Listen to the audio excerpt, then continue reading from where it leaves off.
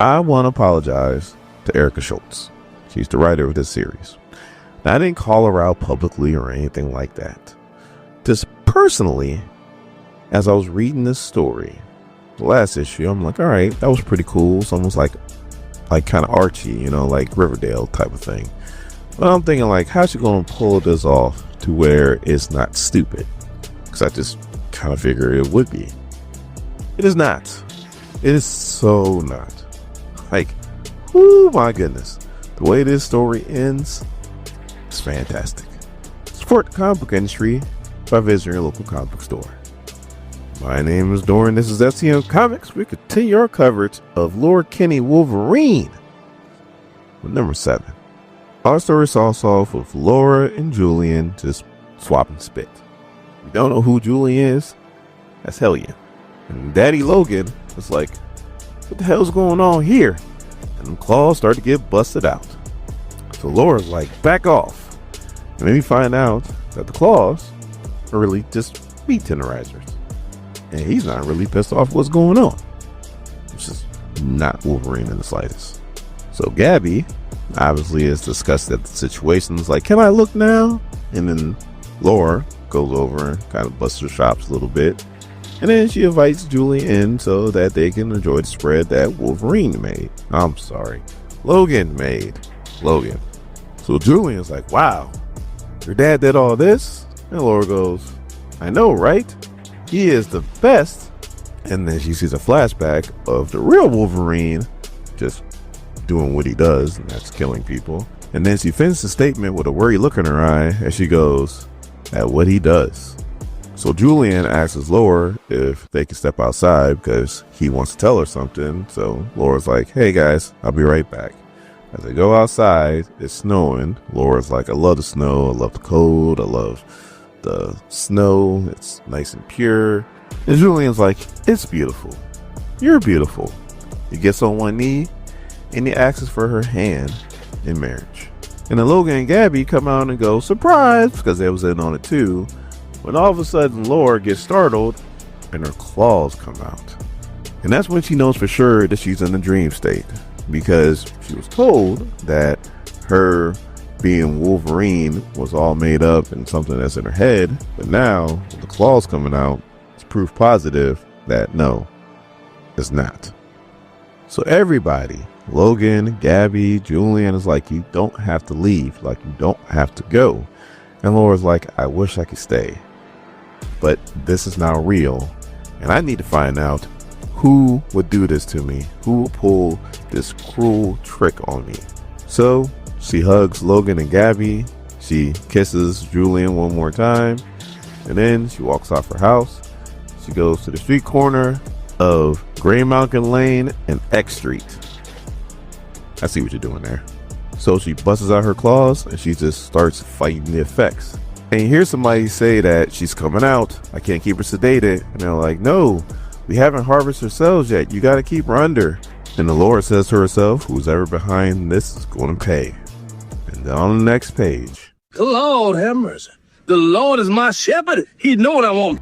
She growls. That's all I'm saying. And we see it's the Badoon. Man, that is like the forgotten alien race. Like, you hear about the Shi'ar, you hear about the Creed, you hear about the Scrolls. Like, you hardly ever hear about the Badoon. And the leader lets everything out that they had Laura and they were trying to harvest her cells so they can make unstoppable killing machines of their own race.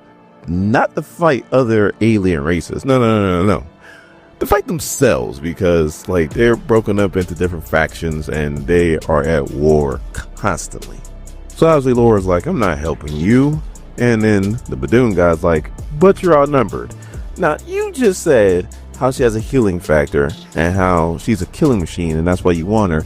So you really think a whole bunch of you guys is going to be able to take her out? Like, are we serious here? Now she didn't go Lord Kinney Wolverine on. No. She went back to X-23, like the assassin. Soon as she attacks, you see arms flying everywhere. She's cutting them in half. I mean, it is brutal, gruesome. Green blood everywhere. Now, she also notices that she's not the only mutant that's there. the Morlocks are there. More importantly, beautiful Dreamer's there, and she's the reason why she was even in that dream state. Like, that's her mutant power. So beautiful Dreamer pretty much lets Laura know that, hey, I didn't mean to do that to you. They forced me to do it. They kidnapped me to make sure I could do that to you, and they kidnapped these guys to make sure that I did it. Like, we're on your side. And Laura's like, say no more, follow me. So as they're running away, Laura's looking out the window, and she's like, I know I was in space messing with the Badoon. We're always in space. But she's looking at the star constellations, and she doesn't recognize any of them, so she don't know where in the hell in the universe she is. More Badoon soldiers come out, and they get kind of surrounded. Laura's like, you take them that way, go find a safe place for them, you let me handle the Badoon. And she gets to cutting all over again. I mean, I don't know what her deal is with cutting off their arms, but she's just cutting off everybody's arms. Like, everybody ain't got no arms now. So the safe place that they find is an armory, and the blue Morlock picks up a gun and is like, I feel really safe now. And they're like, why? Because this is a portal gun. So Laura catches back up to him, and they already started going through the portal. Laura's like, make sure everybody gets through the portal. I'll wait here and make sure no Badoon comes out. So most of them go through. The blue Morlock goes through and then throws a teleportation gun to Dreamer and Laura, and it's like, this is your problem now. And as soon as Dreamer picks up the gun, more Badoon show up. So these ones, I guess, are a little bit better than the other ones, because they actually get some shots off, but the results are the same. Laura is still cutting them down. Dreamer shoots the teleportation gun, opens up a portal. She jumps in.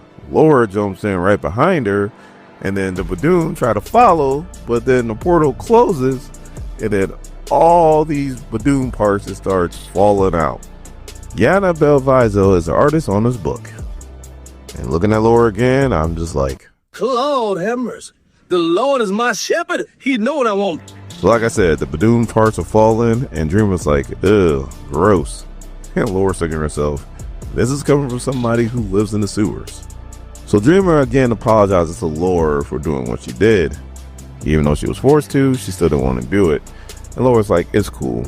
And if you want, you guys can come with me, and, you know, I can help you guys. And Dreamer's like, no, down here is home. Every time I try to trust surface dwellers, they always give me a reason not to. So Dreamer goes back into the sewers, and Laura walks home. She's thinking about the life that Dreamer gave her, and how that life can never be, because of one thing that Wolverines are, they're solitary creatures. And before somebody gives me a history on Wolverines and how they like to roam in packs or something like that, look, I'm talking about in the comic book form, all right? I'm talking about Wolverine, talking about Logan, talking about Laura Kinney. They're always alone. That's the whole thing. She's alone. They're alone. They're loners.